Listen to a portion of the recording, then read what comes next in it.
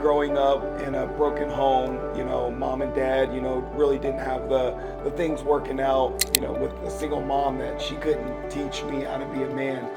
So I felt like the streets were going to do that. Yeah. So out there, knucklehead, hardhead, just trying to find my way. And I found sports. Meet J.R. Wells, the inspiring head coach of the Washington Wolfpack. From a challenging upbringing, he found his path through sports, ultimately becoming a professional football player despite facing significant obstacles. As a coach, he focuses on both the technical skills and personal growth of his players, leading them with resilience and dedication. Really having something that you wake up in the morning to say, yo, I'm ready to do this. Yeah. I went through, middle school and high school, and I just really wasn't that good. And I found my way to watching other people perfect their craft. Yeah. Peter Work was the one that really helped me aspire to being what I would call a dope athlete or wide receiver. Right. I perfected my craft. I realized that, what I was going to do in front of thousands and thousands of people, I needed to do in front of nobody. Yeah. And that was hard work, determination, the drive, the will to never give up. Join us as we explore Coach Wells' journey and his impactful leadership with the Wolfpack.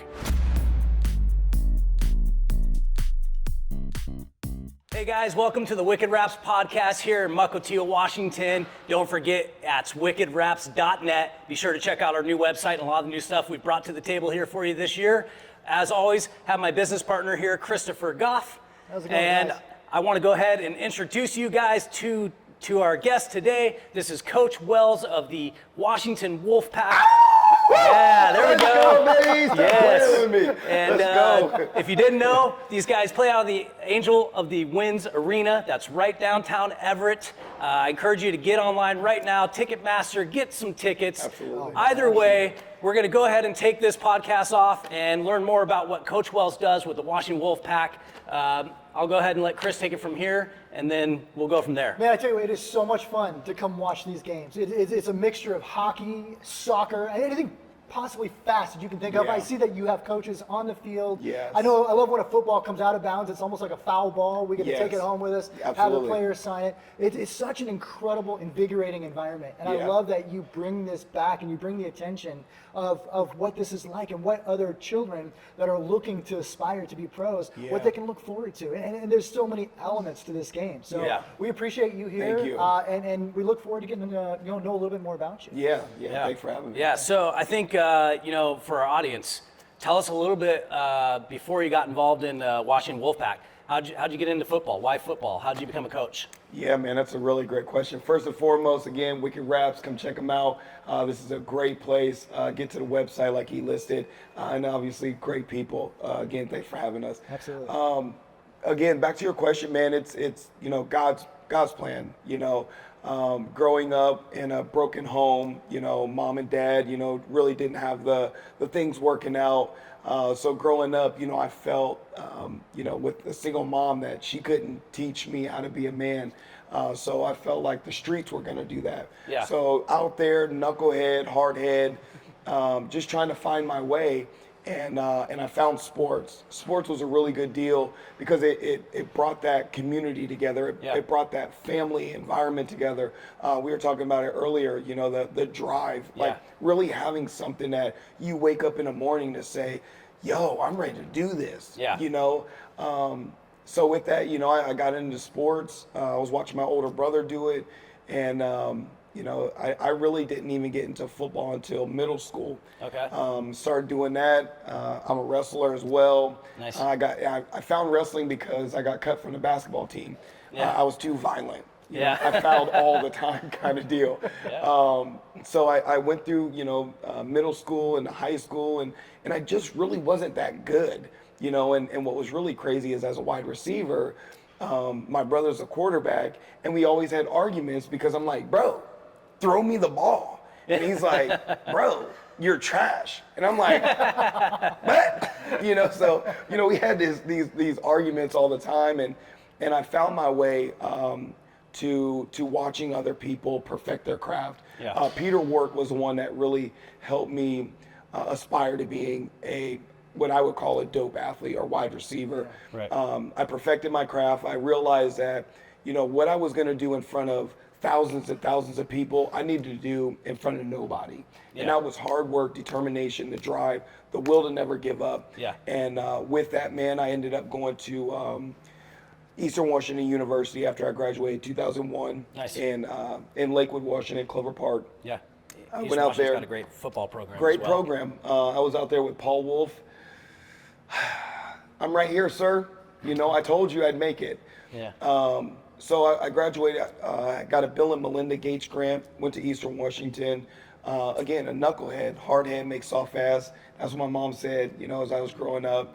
And sure enough, I found myself with my fraternity brother actually keeping the main artery from having all my blood pour out. Oh, wow. I almost cut my hand off.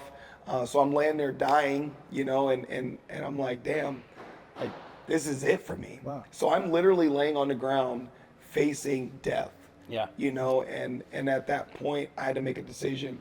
So as I'm in the back of the ambulance, you know, I'm just like in all thoughts. Like I ain't saying bye to my mom, you know, my family, my brother, my sister, you know, like I ain't got no family, like kids and stuff like that. You know, I didn't even get a career in football. You know, Paul Wolf, he was like, you'll never play football here. You know, like I'm letting everybody down. And sure enough, man, I went and got surgery. They said I was supposed to have an amputated hand. Then they said I was supposed to have a claw hand. And then, you know, the will to never give up. You know, I worked it out. I grind. I got my hand back together. I went to the College of the Sescues. I ran a 4.28 on grass. And I went back to Eastern Washington. And I was like, Paul, what's up, man? Can I get on? Can I go to the league with you? He was like, nope, it's not going to happen. Got into some summer league football. I played for Sam Adams, who was actually an owner of the Everett Hawks. I was here, the first pro team. Yep. They were called the East Side Hawks, so I was playing with them. I went to nationals. We ended up losing. They started a pro football team called the Everett Hawks. I went out there, worked out. Coach said, if you run into the wall, I'll sign you. And I became a professional athlete. Nice. And so that brought me to where I'm at now. Nice. Fantastic. Nice. Well, I remember the days of the Everett Hawks and, you know, how that all started. But being born and raised around here, that was my first exposure to arena football. Liked it then. Love seeing that it's back now with just a better branded look, more energy. Oh, yeah.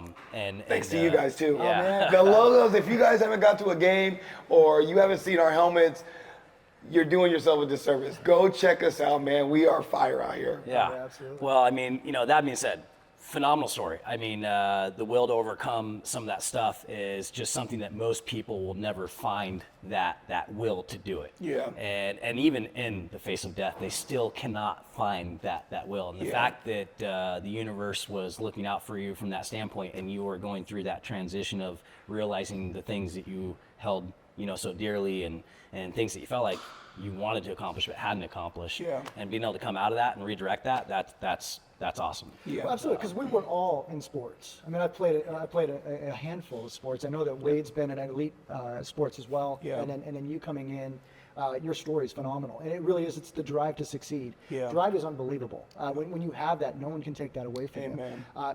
Knowing that what it takes to be an athlete and to learn to follow, that helps us drive when we find that maturity in our life to learn how to lead. Because you can't truly lead until you truly understand how to follow. And what we do as a company, same thing that you do as a coach on the field. You know, we train and we coach. But it all comes from us knowing that, you know, we have the appreciation of what it's like to be in both positions. So we honor that appreciation, we give that appreciation, and we elevate that. We help our clients, our customers, our employees, children that Wade has, our family, our friends that call us for advice.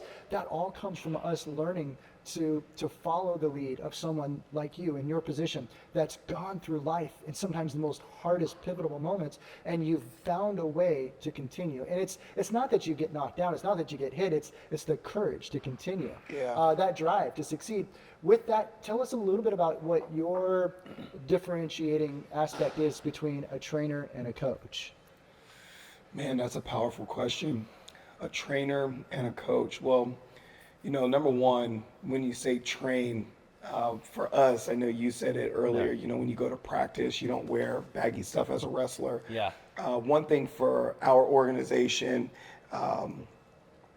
We got our wristbands, the Wolfpack. It says Operation Championship. So the mindset is the onset. What you think about, you bring about. So for us, we train.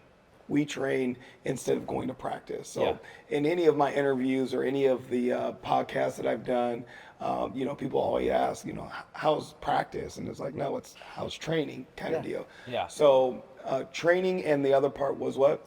The difference between training and the difference between you as a coach, because I know that you have trainers, you have people that work with you while you're helping monitor. Yeah, the other coaches. And so the elements, the true relevance of training and coaching is the technicalities of developing the skills. Yeah. Right? And the coaching, your job is you're the belief in the success. You're the belief in the understanding, and your major belief is how to overcome the barriers within their lives. Yeah. And so you hold a different level within the players' minds. Yeah. So when the players look at you, what is it that you hope that they get out of every single day? Is it working on their abilities, or is it working on themselves? Yeah, and again, that's really loaded there, because no, and that's good. I think it's a good question. No, it's really good, because again, being in this position again was a blessing, and it's tough accepting that for some people, because when you say it's a blessing that you were laying on the ground dying, that your career was almost over, that coaches said you would never play football again, or that they won't provide you the opportunity, or the doctors say you should have an amputated hand, or what may have you. So that journey that has been built for me, that God gave me, was something that now, being as the head coach, it provides me with the ammo and the armor to endure the adverse situations, and knowing that the athletes as well will have to endure that. So we went 0-4 right off the rip. Okay. And most people are like, okay, coach, you guys have lost 4 games. And it's like, no, we learned off of 4 games. Yeah. So being able to help instill in our guys that training mindset that, we have to continue learning day in and day out. So our coaching staff, what they're training and what they're teaching is something that just edifies the things that I coach them to success. Like last night, beating the brakes off the team, 76-20. Again, saying we're this close, we're right there, we're almost there. Just keep going, keep believing, and now you'll start achieving. Absolutely. Yeah. Absolutely. I mean, I think that's the way I would look at it and view it as well. I mean, I've been in coaching, situations, and I understand as a head wrestling coach at Sammamish High School in the Bellevue School District for about 6 years. The challenge was not really teaching the kids the sport, but constantly keeping them motivated every day. Yeah. I know that there was a handful of kids on my team that had disruptive lives at home. And as a coach, in the way school systems work nowadays, you got one kid that barely can get home. He barely makes it to practice. Yeah. But you can't give him a ride home because of, all the things nowadays. Yep. But he's going home to a toxic environment. Yes. And there was a lot of times where, I bought shoes and clothes for kids and things like that because it was important. They needed to have the right gear, but mom and dad couldn't get it. So I got it. Yeah. And all of that sort of stuff started to kind of create a morale, right? Yeah. Exactly. And I'll throw a quick little thing in there because I think you'll find this fun. Is that we had this kid AJ who wrestled on our team, and he was actually turned away from the football coach. Okay. And so he said, "Can I wrestle?" And he introduced himself, and he actually has hands here at his shoulder, and he was born bow-legged, and he has very low blood platelets. Okay. So he bruises easy. If he gets hit in the face, he's gonna bleed or whatever. Yeah. And he wanted to wrestle. So I allowed him to come on as a freshman and wrestle, mostly because I grew up with a kid out of Snohomish, Washington, in case, Cosmo Bishop ever comes on our YouTube channel. He was featured in Sports Illustrated, and he had no legs below his knees. Wow. And so I think that's where that thought came from when I met AJ. I was like, oh, I'm familiar with this. Yeah. And I can work with this kid. I can teach him how to be a wrestler. Yeah. And so I did that, and he ultimately became the heart of our team. Mm-hmm. He was the kid who never got pinned. He wrestled all 6 minutes. Nobody could pin him because he had no arms. Yeah, and that's pretty tough. And I won a lot in my career of wrestling, but it's amazing when you can see a kid or someone like that that's fighting adversity, and there could be 10 wrestling matches happening all on the floor at one time, but once he's done, that entire stadium applauds. Yeah. And so Yeah, it means that your victories weren't near as successful as the victorious opportunity of taking care of that child and watching him morph into something that he never thought he would be. Yeah. And giving the belief in him like you do with your players. Yeah. Wade he's humble, and he won't Yes. he won't tell people how great he is at what he is. He's an artist and he's a trade craftsman, and there's nothing he can't do. He's a literal Swiss Army knife, Nice. and he has taught everyone here in the shop to do that. What makes us great friends is literally we sync up, we mimic each other. There's really not a lot in the shop I can't do. So sometimes when we come together and we do things, whether it's training our staff or talking to the guys or teaching someone or helping a customer, having the ability to work together, we laugh all day, we have fun. I mean, I work with my best friend all day long, and it gets better every day because we push each other. But what's great about Wade is his patience. And something that you wouldn't see from a man who truly, up to this point, has never had children. And so you wonder where he gets that patience. But the delicate way that he teaches somebody, I've always told people the 4 F's in life: to be firm, frank, fair, and friendly. And if you're firm, frank, fair, and friendly, everyone will always know who you are, even if you're not in the room. When they say something, though, that sounds like something Coach Wells would say. That sounds like something Coach Wells would do. Absolutely. It's their character they're referring to. And it's that character aspect. And I'll just give you an example. Well, I was going to use someone else as an example. I'll use me. So Wade was helping me wrap a plane part yesterday. Just one element. Wrapping plane parts, well, they're very technical. You got to be right on the money. These planes are, they're up in the air carrying lives. Souls are attached to the work that we do. So we won't get into that. But you watch him do it, and then he helps me, and then I go to do it, and I don't get it right. The cool thing about it, he's like, you didn't do it right. You saw me do it. Peel it off and try it again. And then so I'll do it again. He goes, you almost got it. Do it again. And his goal is just, I'm not worried about the film. I'm worried about you learning.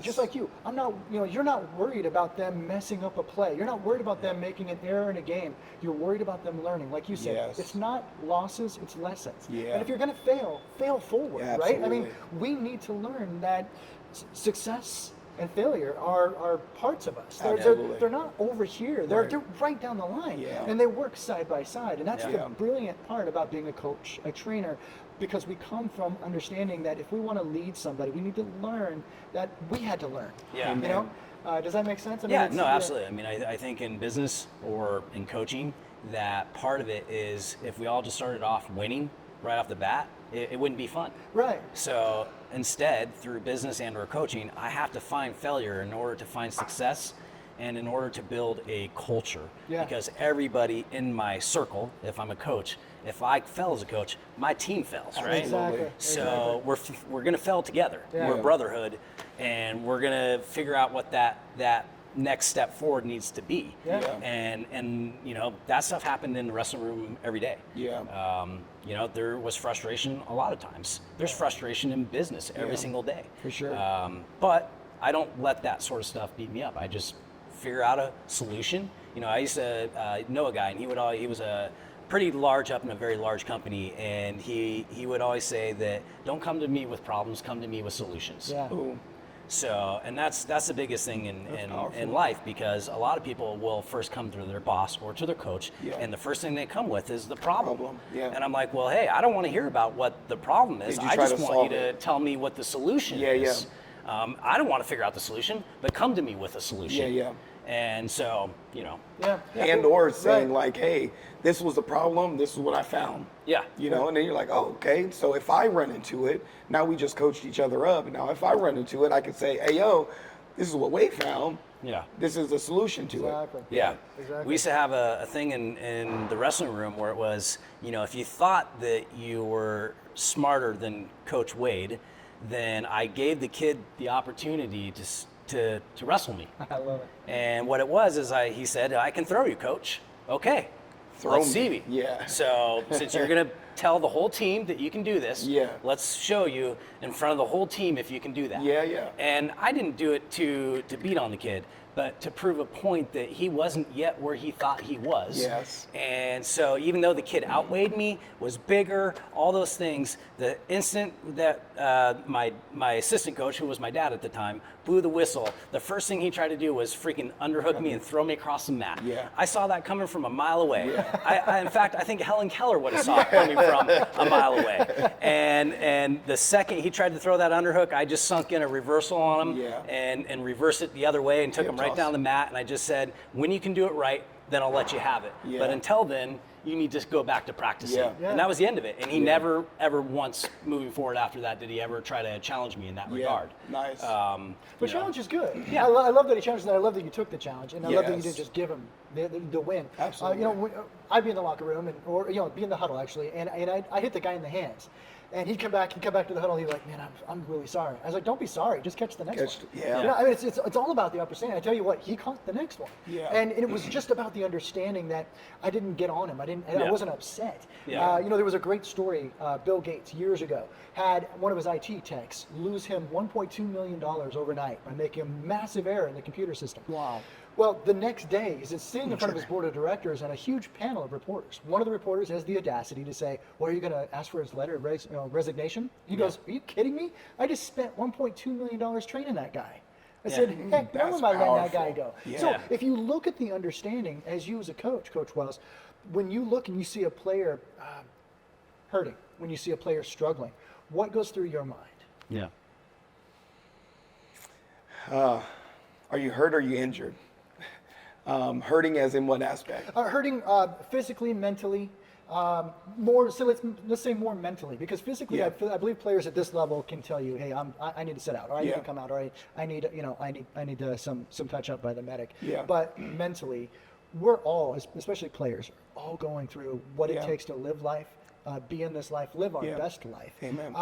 and get to where we want to, whether it's, find succession in profession, Yeah. find succession, succeed in understanding love, understanding that, maybe this is their last opportunity to get where they're going. Yeah. There's a lot of struggles there. I'm sure Yeah. you see that. Man, that's real, man. That's literally what's happening within our organization. There's a lot going, because this game is different. This arena game is not the outdoor 100-yard field.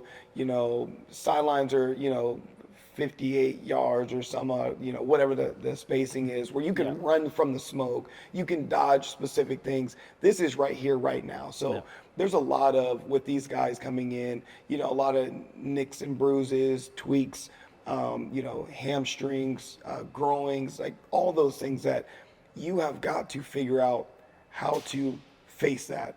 It's part of the game. It's part of the challenge. You also have, with the dedication that's necessary, where you're away from your family, and they're dealing with it. So how, someone asked me that question too, is like, how do you mentor or move grown men? So when you're coaching, the youth, or like, I coached at Jackson High School, okay, kids and the young, teeny boppers, that's easy to kind of, share some things and keep them motivated. But when you're talking about grown men and when they're hurting, how do you find a way to move them? Well, then I just think back on my journey. What built me to this moment? Yeah. Again, laying on the ground, dying. You know what I'm saying? Like, before I got to that moment, how did I go from being trash to being one of the best wide receivers in my high school and in the state of Washington? Well, I was running hills, pulling tires. I was working out day in and day out. When people were partying, I'm outside doing my thing. After training, or it was practice at the time for me, I would go into the gym, I would put up cones, and I would just grind. Yeah. And I knew that's what it took. And then I seen the progression every day. So when we're out there, at the training field, and, the boys are in a position where, they're tired, they're exhausted. I get it. Yeah. I understand.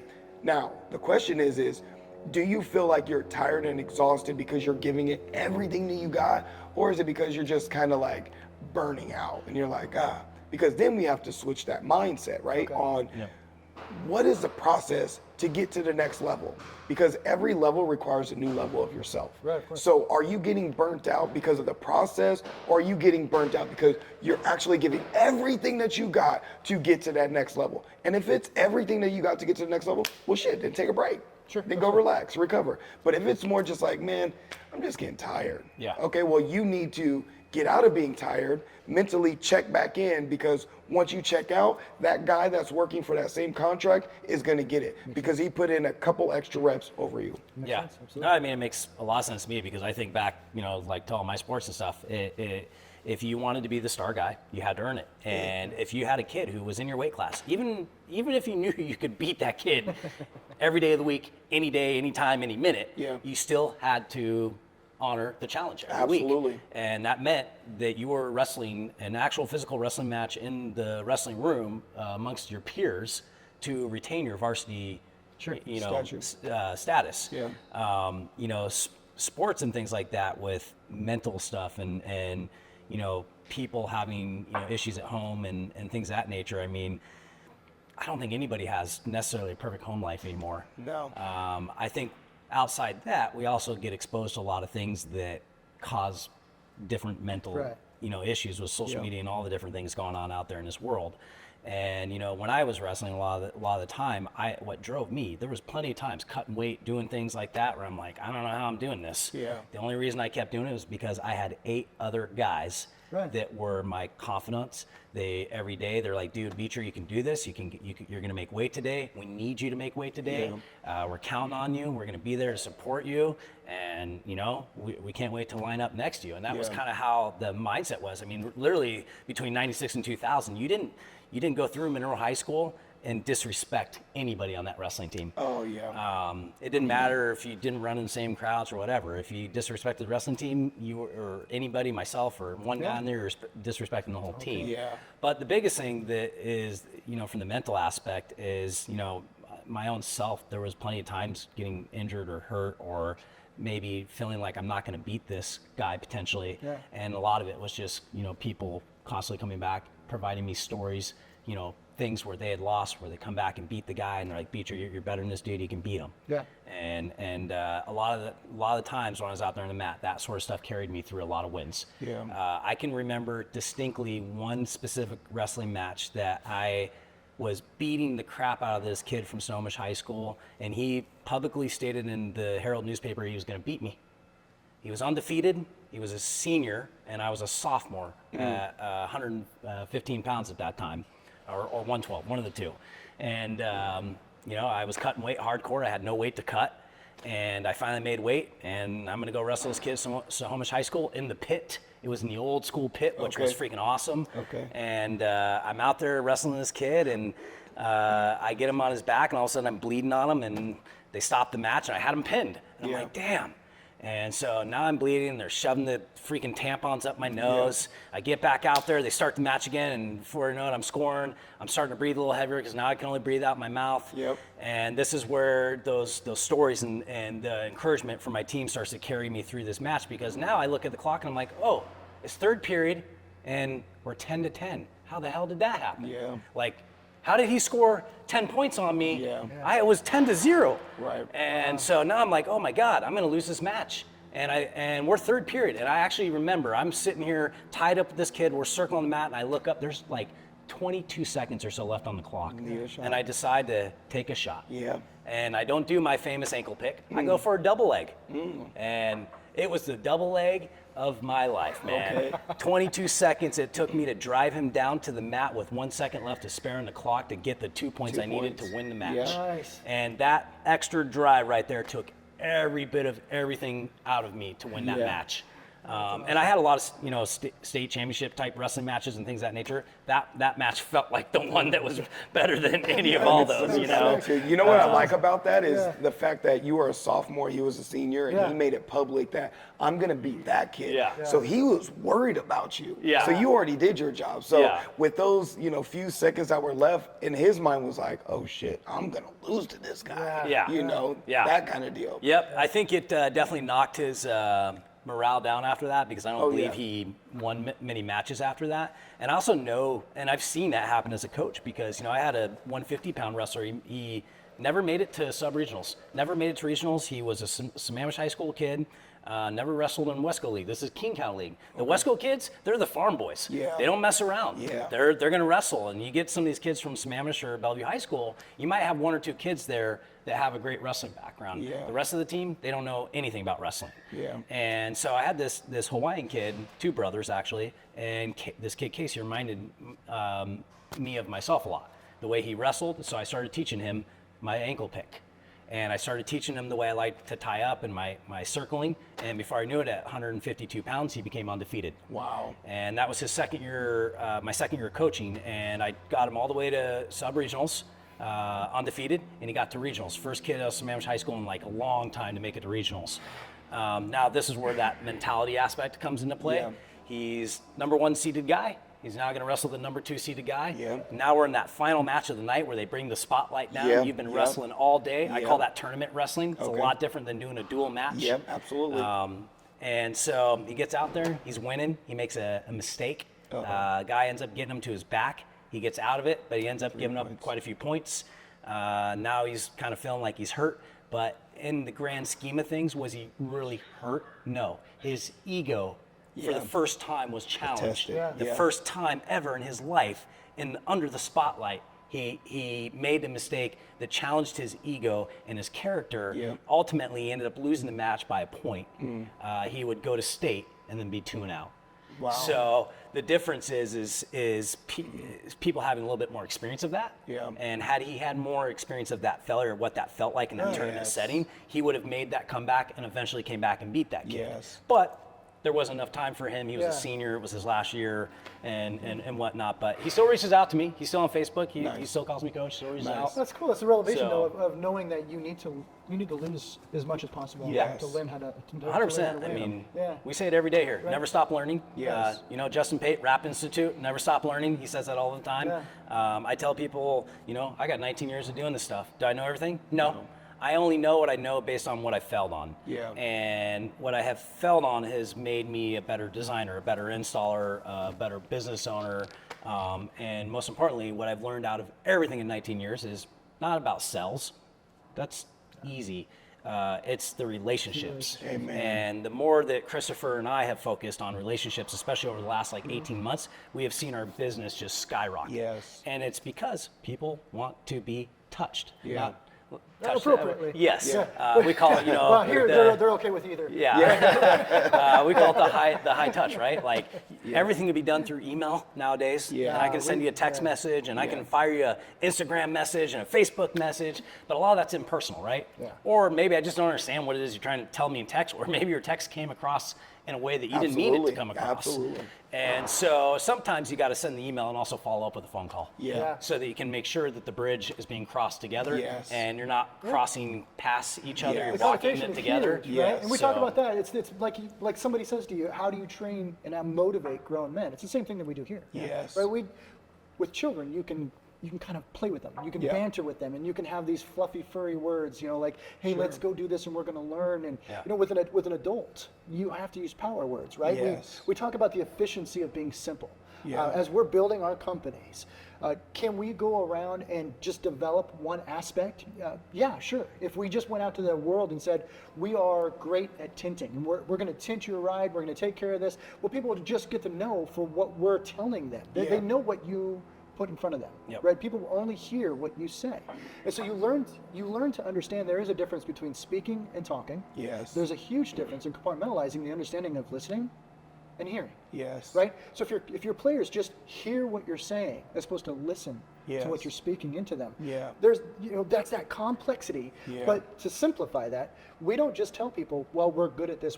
We say we're great at all of these fundamentals. Yes. And whatever you need done, we can capitalize on it. So then we stop talking and we ask the customer, what is it that you're looking for? Well, we can do that. Yes. Well, we can do that also. In fact, we can do that. And they're like, what don't you do? Well, let's tell us a list.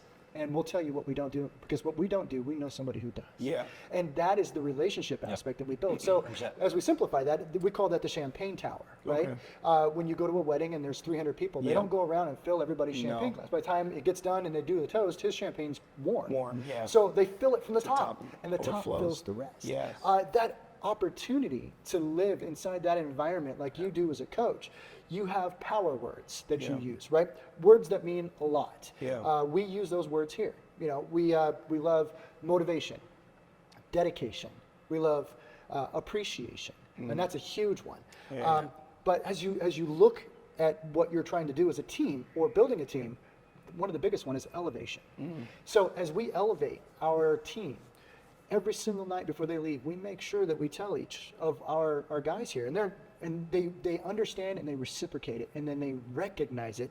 As before they go home, we say, hey, we appreciate what you did today. Yeah. You worked your ass off. You're a great guy. We love that you're an awesome teammate. Thank you so much for everything you do. Yeah. And it's just, that's how we feel. Yes. So most people forget to tell people how they feel. Every single day I tell That's Wade, man, real. I appreciate how hard you're working for this company. Bro." Yes. And he says the same thing. He's like, man, great to have such a great business partner that I can react with, that we can work together with. And, even on the way home, sometimes we'll talk. We've seen each other for 10 hours, but we'll call each other. And then when I get home, sometimes my phone rings, and he's like, hey, I got another idea. Just want to run it past you so you can kind of think on it, let it digest. Yeah. That's how you build a good team. Yeah. So when you're looking at the power of your team, tell the folks what goes through Coach Wells' mind before you show up to practice and before you show up to game time. What kind of power are you implementing? Because it shows in your men. Yeah, and it's when I show up to training. That's what it's called. Yeah, absolutely. But again, like you hit it on the head. It's really the culture. So I went to the Nike Coach of the Year clinic in Las Vegas, and it was a really, really great environment to be in, right? You're in the setting, D1, NFL coaches, and then coaches, from around the world, obviously wanting to get better. Now, I observe everything, that's just one thing for me, whether it's a text message, an email, how we conversate, how you follow up, everything is something I evaluate. So when I walked in, the first thing I evaluated was most coaches came in with all their drape stuff for their schools and, sweatshirts. And I thought about that too. I was like, oh, I'm going to go with my Wolfpack stuff. Yeah. And then I made a decision. I was like, I'm going to go in with a button up because that's my culture. Yeah. So with our organization, when you go to the game, you're going to wear a button up. What I teach my guys is it's more than football. It's not we can all go out there. We know angles and we know how to catch a ball, run routes, block a guy, putting numbers on the scoreboard. We understand win and loss. We understand that. But how do you become a better man, a better husband, a better father, a better person? That's what we're creating. That's why our culture is the way it is. That's why we haven't broke or bent when we were 0-4. Right. We knew it was a process. It was a journey. So when we get to training, we understand that as a coaching staff, we appreciate each other. Yeah. Just because I'm the head coach doesn't make me above everybody else. Everybody has a voice. Yeah. From the people who carry the water to each individual athlete, whether you're a starter, you're a non-starter, or you're just a coaching guy. Like we all have a say in this organization. Next, when we get there, we're always dapping everybody up. Shaking hands, hey, I love you, everybody, getting them fired up. When we leave, we do the same thing. Dap everybody up. Hey, great job. I appreciate you. Love you, my guy. Hey, great work. Good job. Because I'm still that coach that, what are you doing? Did you drop that ball? You got me. Oh, guess what? Alaska Airlines got your name on it, But it's all in fun and it's all in the will that, I want you to reach the greatest version of who you are. Yeah. That's it. So when I'm fired up and I'm on your head like lice, guess what? It's because I love you and I know there's a greater version. Yeah. And I just got to propel you to that. Yeah, I mean, you just get them on Alaska Airlines plane and they get ejected anyways. Go back. Oh, yeah. They get ejected if they don't want to be ejected. The door that was supposed to So, oh man. That's awesome. So our audience knows, why does Wicked Raps have a podcast? Why do we do this? Yeah. I'm just letting you know that this is something that Christopher and I do for just the sheer passion It's an opportunity for us to give back to our clients and the clients that support us here at Wicked Wraps. So it's a feel-good thing here, okay? I understand this is not necessarily all about vehicle wraps and what we do here, but I just want you to understand this is why we have this podcast. That's why Coach Wells is here today. The other reason why he's here is because we know Kelly Fahey, I'm not sure, Fahey, of Pac West Cells. He's one of the owners of the team. Super cool dude. Super cool. Has really great energy, really positive mindset. Really like his mindset. You know, definitely could be a dad of mine for sure. I wish he was my dad. When Kelly first came over here, he showed up in the parking lot of this Ford Raptor, and I didn't even know there was an arena football team coming to town. And he's like, "Hey, you know, I'm way behind the bar, and gosh, we don't have our ducks in a row, but man, you think you could like get some decals or something on this thing, and could you do all these helmets?" And I'm like, "Well, you know, we don't really do helmets, but sure, you know, I'm not going to say no. This is the new arena football team," and I saw the colors and the logo, and I'm like, "This is so Wicked Wraps all day." All day long. And I was like, "I got to get my hands on this." I saw the logo. I was like, "I know I can do the most wicked design on their Ford Raptor," and so Kelly gave me permission, approved all the pricing and everything. And, you know, overnight I knocked out this just freaking badass design, sent it to Kelly, and everyone loved it right off the bat. And one thing I wanted to do was take these QR codes, these flow codes that we're creating, which we implement on every single vehicle, by the way, especially on the commercial side. But what I wanted to do for the Wolfpack was turn that into an opportunity as like a sales guy, right? So now when you scan the QR code on the truck, instead of it taking you to Washington Wolfpack's website, it takes you directly to Ticketmaster's website, where you can actually purchase a ticket right off the spot. The other thing, we go back to connections, relationships, right? Kelly said, "Hey, who do you know?" I'm like, "You know what, Christopher and I know a lot of people. What do you need?" He's like, "I need an SEO guy. I need a media content dude." I said, "Cool, I got all those guys." We connected them. Now Outsiders Media's down there doing video and content, and that's going to help with like digital paid ads, which will ultimately help you guys as well. And then I said, them with BizX as well. and then to be incorporated with a lot of other business adventures. And we got them hooked up with BizX, so now they're selling tickets on there, which, you know, that's, if you don't know what BizX is, go check it out, bizx.com. If you want to learn more, you can come by. Christopher and I will tell you more all about that. But, you know, that's a great organization, great way to be able to expand your service offerings, because the reality is Wolfpack spends a lot of money on advertising. Now BizX is going to allow the Wolfpack to earn revenue on another platform that then can be used for radio ads and other things down the road. But ultimately, that's how and why the Wolfpack is here today, because they are a client of ours. If you haven't seen the Ford Raptor, go to our Instagram, you can check it out. And also we will enter the Ford Raptor for a business wrap class for wraplikeroyalty.com. If you're not familiar with that, that's put on by Avery Dennison, which is one of the world's largest automotive vinyl manufacturers in the world. And that will be featured for SEMA for anybody that wins in any specific class as a first prize. And that is a worldwide contest. So that's the US, you know, competing against Mexico, competing against Japan. Pretty cool process. And they basically have 3 categories. A custom livery design, which we had the Phoenix vehicle on display at the halftime at the first game.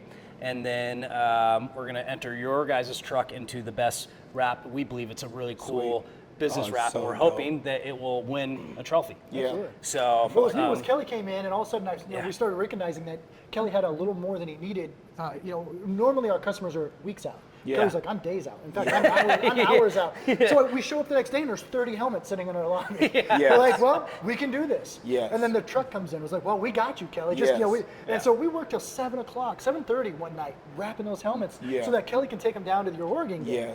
And then the truck came in, and the guys do the truck, and then Wade's like, "Well, we need to give him some more love." He goes, "Hey, let's put a rack on it." So we bought a rack, and I put the rack together and put the rack on it, the headache rack. And then Wade goes, "Well, you know, we're going to be actually sponsoring and be a business partner with XK Glow. So now we can start underlighting." So Wade goes, "Hey, let's light this thing up." So I spent 3 hours on a creeper, crawling underneath this truck, getting stuff in my face. I'm like, I don't know if I like this or not. I'm a big dude, you know. But you know, when it was said and done, that thing lit up. It looked great. I'm like, I really enjoy that kind of stuff. And now that we, you know, it's just one of those elements that we can do. And Kelly help bring that to light for us. Yeah. Like, we need to do this for people. Yeah. We need Yeah. to show how incredible it is to really make things look gorgeous. Yeah. Every element of it. Yeah, and So, the funny thing is like I created the design and sent it to him, but I don't show the wheels and I didn't show all the extra stuff because, well, that's just part of the wicked magic. Some of Yeah. those things So just dope. happen on the fly, and we can't always digitize or create everything in the computer because sometimes that's the blueprint. Yeah. And sometimes you're going to modify the blueprint based on how an artist might visualize that to look in Yes. reality. Absolutely. So that's where some of the reality kind of comes in play with the artwork. But one thing that Kelly, I had checked in with Kelly. It was kind of funny. I sent him a text message about like 2 days after we completed the Raptor.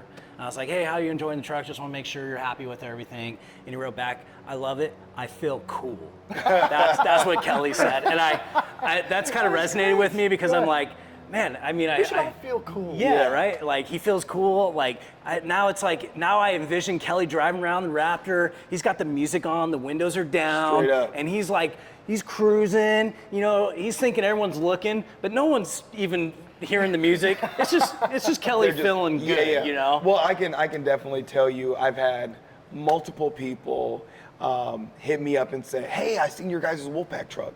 I seen your Wolfpack truck. People are just absolutely in love with it. Yeah. And I'm gonna tell you again, if you guys are in this local area, come over here and get something done.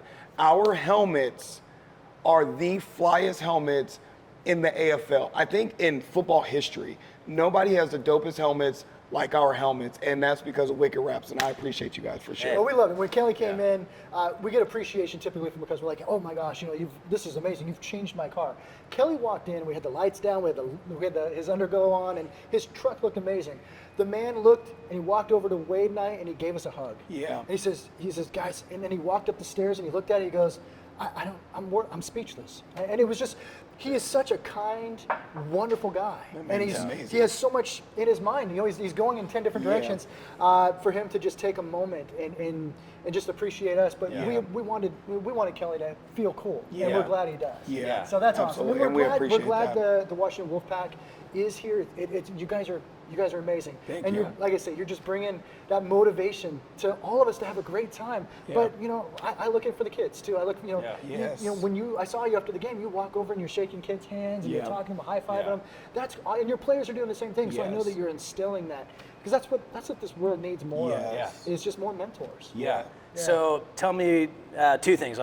First question is for any kids that are potentially tune into this podcast or hop on YouTube and find this. Yes. Is there any sort of youth programs out there that maybe you know of, or anything happening in Everett, or anything that the Washington Wolfpack's looking to be a part of, or anything of that nature? Yeah, first and foremost, shout out to J.R. Nelson. This Saturday at Kamiak High School, there's going to be about 70 different teams out there, including J.R. Nelson's height program. That's flag football for the youth. Is that on Sunday? That's going to be Saturday and Sunday. Okay. Yeah, Nice. so definitely go check those guys out. And then another thing, like with our Wolfpack, we really want to be a part of the community every way possible because, like you were saying, not everybody gets to go home with love. Yep. They're good. As soon as you open the door, you could hear her screaming, "You didn't clean your fucking room. Why didn't you get the dishes done?" And blah, well, you didn't even ask how my day was at school. Right. I just got beat up by the bully. And you don't see me every day when I get home. I got black eyes because you're too busy screaming at me, and now you're going to go do whatever. So with our Wolfpack, that's one of the biggest things that we talk about is make sure that you go out into the community and do something for someone. When I drop my kids off to school, I always tell them, have a great day, be kind to someone, and do something nice for someone. That is awesome. Every single time. It's a mindset that we have to instill within ourselves because there's so much drama and trauma that's going on in our outside world, and we don't have no way to contain that or control that. But what we can do is control the things that come out of our mouth. That's why God gave us one mouth and 2 ears for a reason. Love it. Yeah, absolutely. I mean, I think the biggest aspect of that is in life and in business, a lot of people say, I'm voting for this, or I'm doing that, or I donated all this money to that. And, a lot of the times the donation is some massive corporation or something like that. I will always encourage somebody to help a local nonprofit. Yeah. Put your money where it actually makes a difference. Absolutely. Where they're actually going to spend that money Absolutely. on something that makes a difference. And Christopher and I do that a lot. We've aligned ourselves with Behind the Badge, Black the Blue, Mary's Place, which is here in Mukilteo, which helps a lot of underprivileged kids Cystic with fibrosis, art. Children's Hospital, Yeah. wherever we can be a part of Yeah. our community. That's what we want. That's where you need to influence Yeah. yourself. Yeah. Because doing that for other people helps you become a better person. Yeah. Absolutely, yeah. And we have a client that will be there on Saturday and Sunday. He owns the only mint cheese frozen yogurt food truck Oh. in the country. Okay. But he's going to be there. Mint cheese is good. Yeah, I don't know what Joe's doing, but I know he's going to be there Saturday and Sunday with a hot dog cart. At Kamiak? At Kamek. Oh, His kids sweet. play football, I believe, there. Oh, okay, sweet. So perfect shout out to them. And Yeah. look at that, 6 degrees separation. Just be kind to people. Yes, absolutely. The world's connected by 6 people. No joke. If you don't think so, Oh I my promise gosh. you it is. That being said, your next game. Tell us when your next game is, what the date, time is. Oh, I don't know date time, but my understanding, number one, it's on the website. They just cleaned up the schedule because obviously there was a lot of crap going on Yep. with Lee Hutton and that ordeal. Jeff Fisher took over now, so I talked to the guys about that. There's things that we can control and things we're unable to control. Yep. The schedule and the outside realm of what AFL is doing, we have no control of that. Yeah. We have control on the product that we put on the field every single day as a professional. So we have a bye week coming up, so no game next Saturday. Yep. The following week, I believe we're going to Kansas. The Yep. game would be on Sunday, and I want to say it's a 2 or 3 o'clock kickoff game. So Okay. I'm not sure. All I know is whoever's on the schedule, we're coming. Hey, you better be ready for the Wolfpack. Stay ready. You ain't got to get ready, boy. Yeah. And a really funny note and funny thing is the one and only time that I ever played football, I only played 1 year because I was a small dude. Monroe Wolfpack. Believe it or not. What? The only football team I ever played football So he's on. been part of the Wolfpack the whole time. Yes. Let's man. go. Yeah. That's awesome. So they don't have the Monroe Wolfpack anymore. Now it's, I think, just Bearcats, which Oh, was their thing. But that's what they considered the middle school team was the Wolfpack. Oh, that's awesome. So Well, Wade and I, we want to tell you how much we appreciate you being such a great coach, a great person, and being part of this podcast. Yeah. And we wanted to give you an official Wicked Rap hat. yeah, Let's go. Yeah. I'm wicked. Stop playing with me. full '90s vibe. I Yeah, know, check I it, know. right? Hey, this color good scheme on you, is bro. fire. I appreciate Absolutely. it. Yeah. So- Absolutely. As always, I appreciate everybody that tunes into our YouTube podcast here at Wicked Raps in Mukilteo, Washington. Don't forget wickedraps.net for our official website. Hit us up on Instagram, Facebook. Go follow the arena football team here, Washington Wolfpack, Yep. at AFL Washington Wolfpack. Is what I believe the handle is for Instagram, Yep. or hop on our Instagram and follow them that way. Go check out the Ford Raptor. Show these guys some loves. Hey, by the way, tickets are like $20, guys. $20. Yeah, absolutely. You could You'll go enjoy the game a yeah, lot. I You promise. could go spend $300 for the Seahawks and nosebleed and see never nothing. see a football, never touch a player, Yeah. or you could come down to the Angel the Winds. Winds of Arena Yep. Casino, arena, not Arena. casino. Yeah, not the casino. That's all I right like to- downtown Everett, and literally be immersed in the action. Catch a football player or catch a football. Yeah. I don't know. It might be Just one give of the two. the player back, keep the football, and like you just said, make sure you like, comment, and subscribe to this Yep. channel, man. Connect Appreciate you with them guys. for sure. Thank you, Coach Wells. Absolutely. Thank you, my business partner, Christopher. And appreciate your as time well. today. Thank you. And Absolutely. thanks for watching. Thanks, guys.